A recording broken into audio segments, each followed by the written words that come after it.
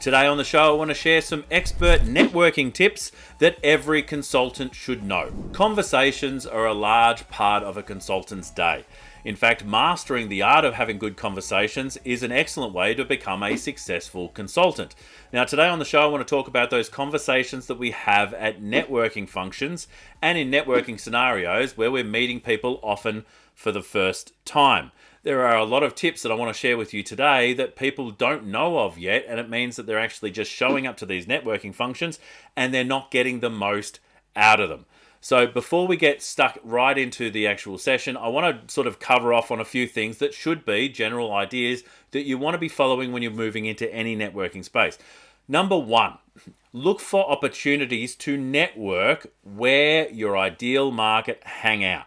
The majority of people who are networking as part of what they do day to day are kind of doing it because they enjoy going to networking functions, and they don't really consider what is the density of ideal people within the networking function that is going to ensure that I'm going to be speaking to the right people. Often they will go to a networking room that's got maybe 200 people in it, and they may have 3 to 5 conversations the entire time they're at that event. And unfortunately, when they go to an event that has a very broad demographic or a very broad and diverse audience, it is very unlikely they're going to find that needle in the haystack. So the best thing I would be suggesting to you is before you start your networking or before you start planning networking within your business, that you do some research and you have a look at where are those places where my ideal market hang out. And so you're going to find things like association events. You're going to find things like interest groups where the people who attend those, 80% of the people are the right target market for you. That means if you're only having 3 to 5 conversations within a networking function, you're still going to be highly likely to be speaking to at least some of the right people. So making sure you do a research before you even go to any networking functions is an absolute key. The other thing I want to talk about with networking, again, this is probably general knowledge, but I want to touch on it before we get into the detailed versions, is listening. You want to be listening more than you are speaking. In fact, the idea of that we've got 2 ears and 1 mouth and we should be using them in that proportion means that we're going to be listening to people twice as much as we are speaking. And what I like the idea of doing is being a good conversationalist by not saying anything. In fact, you're asking, the most of the things you're doing is actually asking questions of the person in front of you, and you're being curious about who they are and how they fit into your world. Now, it's not just to discard them, but I'm going to show you later how we can triage our conversations within the networking space to make sure we're getting the most out of them. So we want to be listening so that we can actually understand who this person is, because not only are we looking to see if they are a potential client for us, but we want to also know is who would they be a potential client for. Now, I'll show you how you can use that later on as well. But we want to be listening. And so what's cool about listening is that people feel heard and they feel understood when we listen proactively and we respond to them in regards to what they said, not what we're thinking in our own head while we're hearing them speak. And so usually you'll have a conversation with someone, and if you actually are listening intently at the end of that conversation, they will say to you, "Oh, by the way, I've been talking too much. What do you do?" And then usually I drop a nice little elevator pitch, which is, well, what I do is for specific audience who has this specific problem, we create a specific outcome. Okay, so for audience, who have a specific problem, we create a specific outcome. And I usually give an example of that just to give them context of an example of how we might solve someone's issue. That's a nice little elevator pitch, just those 3 lines, and it enables them to have a very clear way of remembering us. So the key with a good elevator pitch is make sure you've got it in your back pocket. You've already considered it before you find yourself in the networking environment. Now, the next tip, and one that's probably not easy to forget, is a 3-way is always more fun.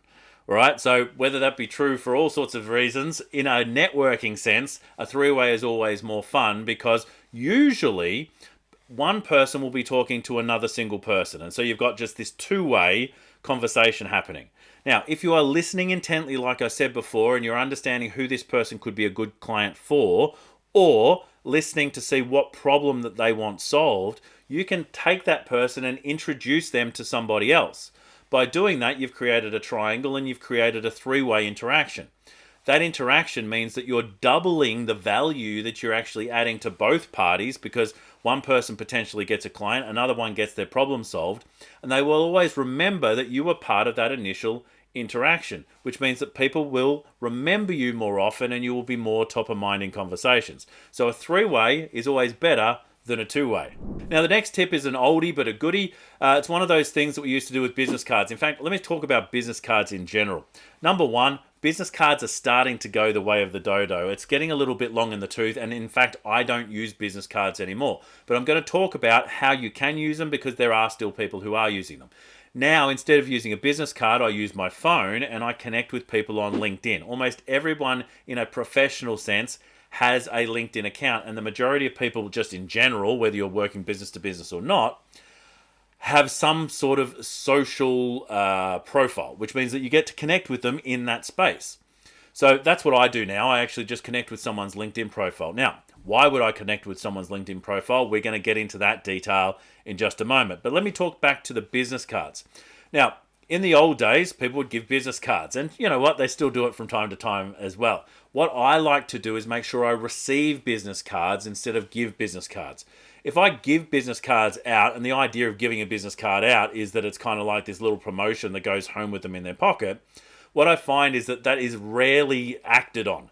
It's rare that the person will receive a business card and do anything with it, even if they say that they're going to actually take the business card and follow up with us later. It is far more effective to receive business cards, put it in your pocket, and then the control is with you. You get to ensure that you follow up. Now, obviously, you need to follow up. That's part of the process. But it means the control is now in your hands. So what I like to do as well is have a look at the person that I'm receiving the business card for, because sometimes people just push a business card on you for no real reason. And I'll say, is this a person I'm going to follow up or not? Now, if it is a person I'm going to follow up, I'll take that card and I will put it in my right pocket. And if it's not a person I'm going to follow up, I'll take it and put it in my left pocket. And if you meet me while I'm out and about networking and you see me put it in my left pocket, I switch it up from time to time, so you're never really sure. But one pocket is for the people I'm going to follow up. The other pocket is for the people I'm not. And I usually discard those cards later. It's rare that I will actually receive a business card and not follow it up because I'll have asked for the business card. If someone pushes a business card on me without my request, then it is very likely it's going to go in the old lefty. All right, so receiving versus giving, and then putting them in the right pocket and the left. Now, there are all sorts of pants, there are all sorts of dresses and outfits that don't have pockets. So if you want to take this tip, find a way to put cards into something, whether it be a handbag, a purse, a travel bag, whatever it might be, to enable you to follow those conversations up later. So I understand that people don't always have pockets on them. Now, the final one is when you're in a networking situation, I like to triage the person I'm in front of, which means understand how they qualify in my world. And I've got 4 different barrels that I mentally put people into. Number 1 is the most obvious, and it is a potential client. Is this a person who could use my services and products in the future? If it is, then they're definitely going in the right pocket, but also I will put them on a list. I will start to look at how I can invite them into my world. Now, the process for connecting with people and the process from them, if you're going to do effective consulting to move someone into your world, it is connect, qualify, and then invite. So depending on the type of qualification that I have with somebody and the way I triage them, I'll move them into different barrels and different things that I might invite them to.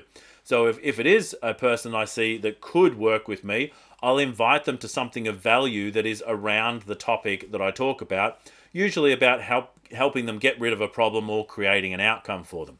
So client 1 is the first barrel. The 4th barrel, the one on the other side, is the disqualification barrel.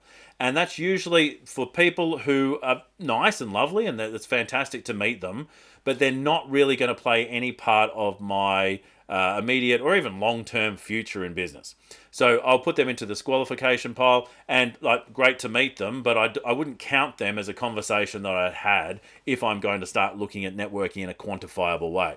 So we've got the disqualification barrel over here. We've got the highly qualified client barrel over here. Now we've got 2 other barrels in the middle. The second barrel is all about referrals. Is this person not necessarily going to refer to us, but could this person refer to us? That's people who are suppliers. That's people who are in the supply chain of operating along the thing that you potentially are involved in solving. So helping people from getting from the problem that they've got to the outcome that they want instead. There are a whole bunch of people along that supply chain. Is this one of those people? Or is it another supplier to the ideal market, and could it be a referral partnership that we can create over time? Ideally, it's going to be someone we're not competitive with. Now, there are all sorts of people who do the same thing as you, but they work with slightly different clients or a slightly different scale of clients. So, for instance, the consultants I work most with are those experts who are moving from an expertise space into the consulting space. They might be making a few $100,000, but they haven't hit 1.5 million yet. For those people who are above that number, those people are usually looking to get bigger businesses and turn it into a business that runs without them. And while I can certainly help them in that space, there are other people that I can refer them to. And so even though it might feel like there's a competition between two people, in actual fact, there's a division of the verticals and the horizontals about, is this person actually ideal for the sort of work that I do? Because the reality is I've got an abundance of work. I'm not there to work with everybody. I'm there to work with those people who I'm going to serve best. So referral partnerships are number 2, and I would put people into a different type of invitation then. Maybe it's just invitation to understand a little bit more about their business, and I'll have a conversation so I know who I can refer them to. Massive key to make sure you're referring to those people who you want to refer to you, because reciprocity works that way. Don't go expecting that a person will refer to you if they've got no real reason to do it. So that's 2. Number 3, the third barrel is connectors. These are people who won't necessarily directly refer you to people, but you can ask to be connected to them. So they could be what I've talked about in the past, which is mayors of the town. These are people who have access to our market. It could be the president of the association. It could be the chairperson. It could be part of the board members. It could be the admin on a group of some sort. It could be the magazine editor. They can put you in front of people by even connecting you through article submission, or putting you in front of people through an event that they want you to speak or present at. So these connectors are really worth knowing. Now, they might not be a direct referral agent for you, but they will be able to connect you with the right people. And so understanding how you can be of benefit to these people is a large way to actually getting them to be of benefit to you. So reciprocity is a large part of networking in general. Now, we've just put a new resource on russellpearsonprograms.com. It's our new rules for client conversations, and it's all about having advisory sales conversations so that not only do you convert more clients more often, but you actually end the process of sales in a consulting position rather than being a service provider. The difference between being in a consulting or advisory position is that they are ready to accept your mentorship and leadership in the next steps on whether it's with a project or a transformation of some sense. The difference between that and being a service provider is that now you're subservient to the client and they're telling you basically what they need done. So if you want to be in that advisory situation, then go to russellpearsonprograms.com, download our new principles and the rules that enable you to have far better client conversations. And I want to bring you back to the networking golden rule, which is actually to listen more than you speak. You are there to be curious. You're there to understand how this person fits in your world, not how you fit into theirs. I think that's absolutely key, because we can be far more valuable sometimes by referring that person to someone else that's going to be more useful to them right now, rather than trying to wiggle our way into their world and trying to see how we magically fit. So listen more than you speak so you can understand how you can be valuable to the person that you're networking with. We'd love to know any other networking tips that you've got. Please put them in the comments. If you haven't already, leave us a review or click to subscribe if you're looking at it on YouTube. Until next time, my name's Russell Pearson. This has been episode number 95 of the Your Consulting Business podcast. Stay passionate, and I will catch you on the next one. Bye for now.